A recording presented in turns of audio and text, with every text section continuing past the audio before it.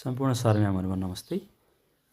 आज म तपाईहरुलाई ई-हाजिरीमा कसरी लगइन गर्ने र बिदाको निवेदन अथवा काजको निवेदन कसरी चढाउने आफ्नो मोबाइलबाट भन्ने कुरा सिकाउन गइरहेको छु।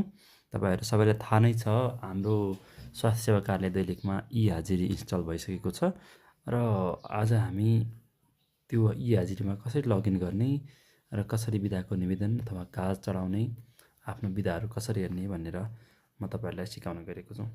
सबैभन्दा पहिला हामीले ई-हाजिरीमा लगइन गर्नको लागि क्रोम ब्राउजरमा जाने र त्यहाँ चाहिँ ई-एटेन्डेन्स सर्च गर्ने अथवा eattendance.gov.np सर्च गऱ्यो भने सिधै आइहाल्छ।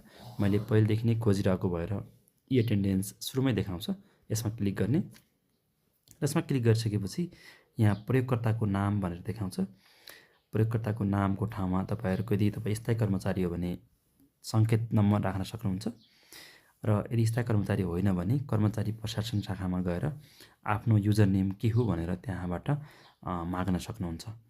त्यसपछि पासवर्ड आउने ठाउँमा छ। यदि पहिलो पटक लगइन गर्दै हो भने पासवर्ड चाहिँ attendance@ कर्मचारी संकेत नम्बर हुन्छ। मैले पहिले नै लगइन गरिसकेको भएर म चाहिँ मेरो आइडी सिधै खोल्छु। मेरो आइडी खुलेपछि यस्तो इन्टरफेस देखाउँछ।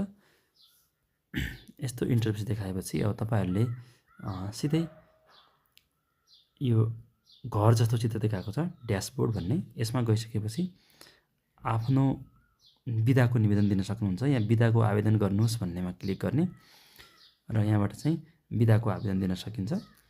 यहाँ चाहिँ अब यस्तो खुल्छ। खुलिसकेपछि यहाँ बिदाको प्रकार चयन गर्नुहोस् भन्ने छ यहाँनिर। यहाँ चाहिँ अब डिफ्रेन्ट बिदाहरु देखाएको छ। जस्तै मैले अब पर्व बिदा हाल्नु पर्यो भनेपछि मेरो चाहिँ अटोमेटिक 6 दिन बाँकी छ भनेर देखाइहाल्छ।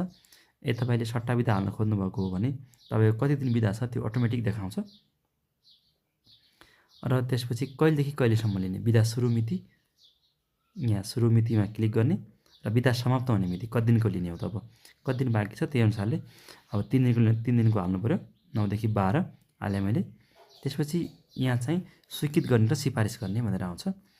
यदि तपाई शाखा प्रमुख हो भने सिफारिस गर्ने आउँदैन, सिधै स्वीकृत गर्ने आउँछ।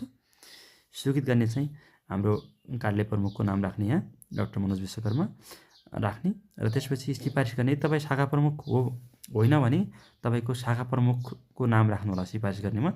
यदि तपाईको अब जस्तै इन्डोर शाखा, ल्याब अनि फार्मेसी, इमर्जेन्सी शाखा होइन अन्य शाखा हो भने सिधै प्रशासकीय अधीन गणेश प्रसाद शर्माको नाम राख्न सक्नुहुन्छ। यहाँ राखिसकेपछि यहाँ नयाँ थप्नुसमा गएर थप्दियो भने सिधै तपाईको सिफारिस गर्ने व्यक्तिकोमा जान्छ। र सिफारिस गर्ने व्यक्तिकोमा कहाँ जान्छ भनेपछि सिफारिस गर्ने व्यक्तिको यो यहाँ माथि रहेको बेल आइकनमा देख्न सक्नुहुन्छ मेरो 0 छ। यहाँनिर नोटिफिकेसनमा देखाउँछ र उहाँले नोटिफिकेसन देखाएकोमा क्लिक गरेर चाहिँ पठाइदिनु पर्ने हुन्छ स्वीकृत गर्नेकोमा। त्यसपछि त्यसैगरी काजको लागि आवेदन दिनुस् भन्ने यहाँ तल रहेको छ काज अनुरोध भन्ने।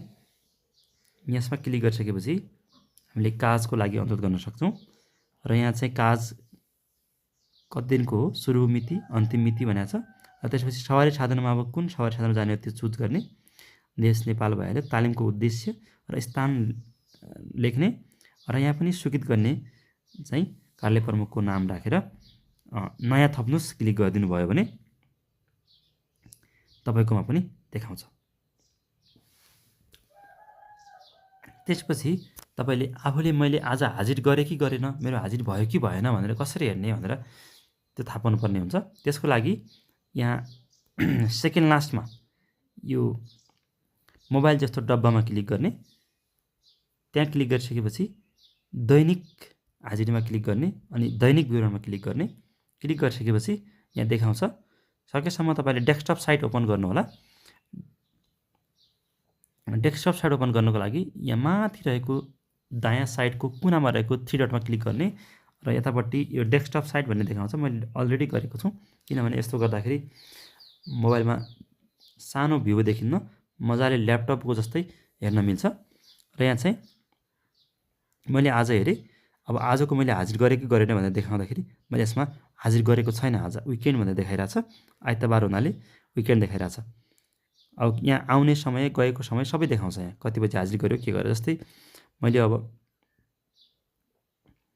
यहाँबाट चाहिँ सबै कर्मचारीको पनि हेर्न मिल्छ। शाखा प्रमुखले अब आफ्नो शाखामा रहेका सबै कर्मचारीको हेर्नु पऱ्यो भने यहाँ जागिरको अवस्थामा सबै गर्ने र खोजेपछि यहाँ सबै कर्मचारीको विवरण देखाउँछ।